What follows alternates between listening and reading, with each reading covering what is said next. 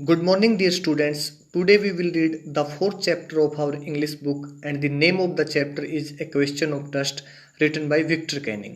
तो स्टूडेंट्स, आज हम इंग्लिश बुक का fourth chapter A question of trust read करेंगे, जिसके राइटर विक्टर कैनिंग है। स्टूडेंट्स, कहानी की शुरुआत में दो स्टेटमेंट दिए गए हैं। देखिए, फर्स्ट स्टेटमेंट है, it is said that you must set a thief to catch a thief. ये कहा जाता है कि एक चोर को पकड़ने के लिए आपको चोर होना पड़ता है। मीन्स अगर आप किसी चोर को पकड़ना चाहते हो तो आपको उसी की तरह, चोर की तरह ही सोचना पड़ता है। सेकंड स्टेटमेंट है, but it is also said that there is honour among thieves. लेकिन ये भी कहा जाता है कि चोरों के बीच सम्मान होता है। मीन्स चोरों के भी कुछ कोड ऑफ कंडक्ट होते हैं, कुछ रूल होते हैं। Which saying does this story illustrate. लेकिन ये स्टोरी इन दोनों कथनों में से कौन से कथन को बताती है? तो स्टूडेंट्स, ये जो कहानी है ए क्वेश्चन ऑफ ट्रस्ट, ये हॉरिस डेनबी की कहानी है। हॉरिस डेनबी एक गुड एंड ऑनेस्ट पर्सन था, एक अच्छा और ईमानदार व्यक्ति था, लेकिन वह पूरी तरह से ईमानदार नहीं था। और हॉरिस डेनबी की एज 50 ईयर्स थी, लेकिन अब तक अनमैरिड था और लॉकस्मिथ था। वो मीन्स ताले बनाने का काम करता था और अपने प्रोफेशन में वो पूरी तरह से सफल था। वो इतना सफल था कि उसने 2 असिस्टेंट भी रखे हुए थे, मीन्स 2 हेल्पर भी रखे हुए थे, लेकिन पूरी तरीके से वो ईमानदार नहीं था। क्यों? क्योंकि वो रेयर और एक्सपेंसिव बुक्स से प्रेम करता था। मीन्स रेयर और दुर्लभ और महंगी पुस्तकों को पसंद करता था और किसी भी कीमत पर उनको वो खरीदता था।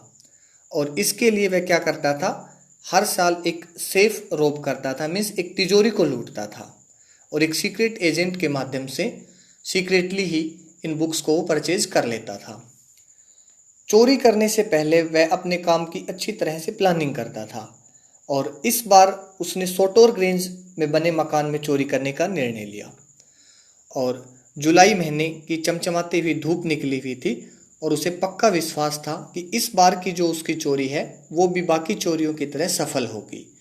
और सोटोर ग्रेंज जो एक जगह थी लंदन में, सोटोर ग्रेंज में बने हुए घर का वो 2 सप्ताह से अध्ययन कर रहा था। उसने कमरे, बिजली के तारों और बाकी जो रास्ते थे और गार्डन थे, सबको बड़े ध्यान से देखा था। अच्छी तरह से वो देख रहा था कि किस रास्ते से उसे एंट्री लेनी थी, कि किस तरह से वो चोरी करेगा, इसके बारे में वो प्लानिंग कर रहा था। और उस दिन दोपहर के बाद दोनों नौकर जो ग्रेंज में रहते थे और परिवार पहले से लंदन में था, फिल्म देखने के लिए जा चुके थे। हॉरिस ने उन्हें जाते हुए देख लिया और अब उसने क्या किया, चोरी करने का निर्णय लिया। हॉरिस डेनबी को एक प्रॉब्लम थी, उसे हे फीवर था। हे फीवर क्या होता है? एक तरह से एक एलर्जी होती है जो डस्ट से और जो फ्लोर्स होते हैं उनकी जो स्मेल होती है उससे नाक में थोड़ी बहुत उसको ट्रिकल होती थी, प्रॉब्लम होती थी। तो हॉरिस डेनबी अब चोरी करने का निर्णय लेता है और जो सोटोर ग्रेंज में जो मकान था उसकी सेफ में 15,000 पाउंड के बहुत ही कीमती ज्वेल्स थे, आभूषण थे।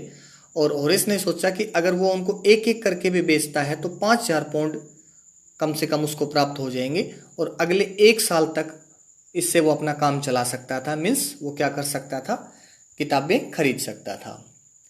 तो हॉरिस ने क्या किया, दरवाजे के हुक से जो की है वो उतारी और उसने फिर ग्लोव्स पहने और दरवाज़ा खोला।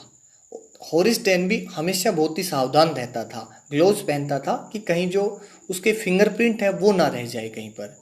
और वह छोटे कुत्ते के साथ बड़े प्यार से पेश आया। मीन्स जब वो एंट्री करता है सोटोर ग्रेंज में बने मकान में जब वो एंट्री करता है तो वहाँ पे एक कुत्ता होता है और हॉरिस डेनबी उस कुत्ते को उसके नाम से पुकारता है, शेरी कहता है उसको। हॉरिस डेनबी के पास एक ट्रिक है कि अगर किसी भी कुत्ते को आपको अपने वश में करना है तो आप उसके वास्तविक नाम से उसे पुकार लो।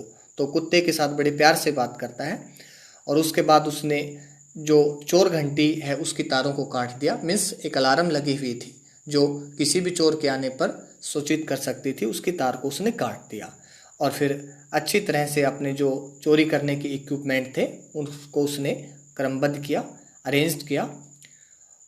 जब उसने अंदर प्रवेश किया तो देखा कि मेज पर फूलों का एक बड़ा सा गुलदस्ता रखा हुआ था और हॉरिस डेनबी को फूलों से पहले ही प्रॉब्लम थी। तो जैसे ही वो गुलदस्ते के पास से गुजरता है उसने अपनी नाक में थोड़ी सी परेशानी महसूस की और उसके बाद उसने छींके मारना शुरू कर दिया। उसने सोचा कि इस बीमारी के कारण उसके काम में अब बाधा उत्पन्न होगी। उसने अपने चेहरे को क्या किया, रुमाल से ढक लिया। तभी पीछे से उसने एक आवाज़ सुनी। जब उसने पीछे मुड़ के देखा तो उसने एक यंग और अट्रैक्टिव लेडी को पाया जो बहुत ही दयालुतापूर्वक उसके साथ पेश आई।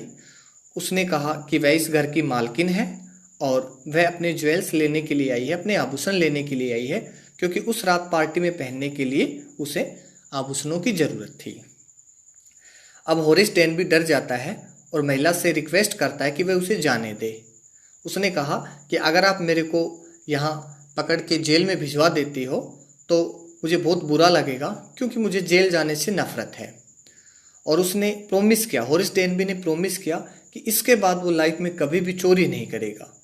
उस यंग लेडी ने उससे कहा कि वह उसे जाने दे सकती है, लेकिन उसके लिए कोई काम करना होगा। और होरेस डेनबी ने कहा कि जो आप कहोगी वो मैं करूँगा, लेकिन मुझे जाने दो। तो उस लेडी ने कहा कि उसे ज्वेल्स की आवश्यकता है, आभूषणों की आवश्यकता है, परंतु वह तिजोरी खोलने के नंबर भूल गई है। उसने उसे तिजोरी खोलने के लिए कहा और डेनबी ने क्या किया, अपने ग्लव्स उतारे, अपने दस्तानों को उतार दिया और उसने तिजोरी खोल दी। और वो यंग लेडी ज्वेल्स को लेके खुशी खुशी से वहाँ से चली गई। और होरेस डेनबी भी बड़ा खुश हुआ कि आज वो जेल जाने से बच गया। 2 दिन तक होरेस ने उस यंग लेडी से किए गए अपने प्रोमिस को निभाया। उसने सोचा कि वे चोरी नहीं करेंगे, उसने प्रोमिस किया था कि चोरी नहीं करेगा। लेकिन तीसरे दिन उसने किसी और तिजोरी को लूटने का निर्णय लिया, लेकिन उसे अपनी योजना को अमल में लाने का कभी अवसर ही प्राप्त नहीं हुआ कि वो तिजोरी को लूट ही नहीं सका। उससे पहले क्या हुआ देखिए, दोपहर तक एक सिपाही ने सोटोर ग्रेंज में ज्वेल्स की चोरी के आरोप में उसे गिरफ्तार कर लिया। सारे कमरे में उसकी उंगलियों के निशान पाए गए थे, क्योंकि होरेस डेनबी अपने काम को बड़ी सावधानी से अंजाम देता था। जब भी वो चोरी करता था तो ग्लोव जरूर पहनता था, लेकिन इस बार उसने सोचा कि ये जो औरत है मकान की मालकिन है और ये खुद ही कह रही है कि सेफ को तोड़ के मेरे को आभूषण दे दो, तो इसमें ग्लव्स पहनने की कोई ज़रूरत नहीं है। तो उसके जो उंगलियों के निशान थे वो सारे कमरे में पाए गए। और उसने कहा कि उसने तिजोरी मकान मालिक की जो यंग वाइफ है उसके लिए खोली थी। मिस होरेस डेनबी को जब ले जाया गया तो उसने कहा कि ये चोरी मैंने नहीं की है, मैंने तो क्या किया है, मकान मालिक के कहने पर इस तिजोरी को तोड़ा है और उसी को आभूषण दिए हैं। लेकिन वो मकान की मालकिन नहीं थी। जो रियल मकान मालिक की जो पत्नी थी वो एक 60 ईयर्स की ओल्ड लेडी थी। और उसने कहा कि ये सारी कहानी बकवास है, कि मैंने तो इसको बिल्कुल नहीं कहा तिजोरी तोड़ने के लिए। किसी ने भी डेनबी की बात पर विश्वास नहीं किया और डेनबी को क्या हो गया, जेल हो गई, जेल भेज दिया गया। अब डेनबी जेल के अंदर एक असिस्टेंट लाइब्रेरियन है और हमेशा वो उस यंग और अट्रैक्टिव महिला के बारे में सोचता रहता है जो कि उसी प्रोफेशन में थी जिसमें वो था। वो जो महिला थी वो और कोई नहीं, वो भी एक चोर थी। और जब भी कभी बात चलती है कि चोरों के बीच वफादारी होती है, कि ऑनेस्ट होता है चोरों के बीच, तो इस विचार से ऑनेस्ट को होरेस को क्या आ जाता है, गुस्सा आ जाता है, क्योंकि वो सोचता है कि चोरों के बीच किसी भी तरह की ईमानदारी नहीं होती, किसी भी तरह की वफादारी नहीं होती। तो स्टूडेंट्स, हम देखते हैं कि इस तरह से एक महिला जो कि खुद चोर थी और उसने दूसरे चोर को होरेस डेनबी को आउटविट कर दिया, अपनी बुद्धि के बल पे हरा दिया और उसको जेल भी भिजवा दिया। तो स्टूडेंट्स, कहानी से हमें ये शिक्षा मिलती है कि किसी भी व्यक्ति पर जब तक हम उसको कम्प्लीटली जानते नहीं हैं उस पर हम ट्रस्ट नहीं कर सकते हैं, उस पर ट्रस्ट नहीं करना चाहिए।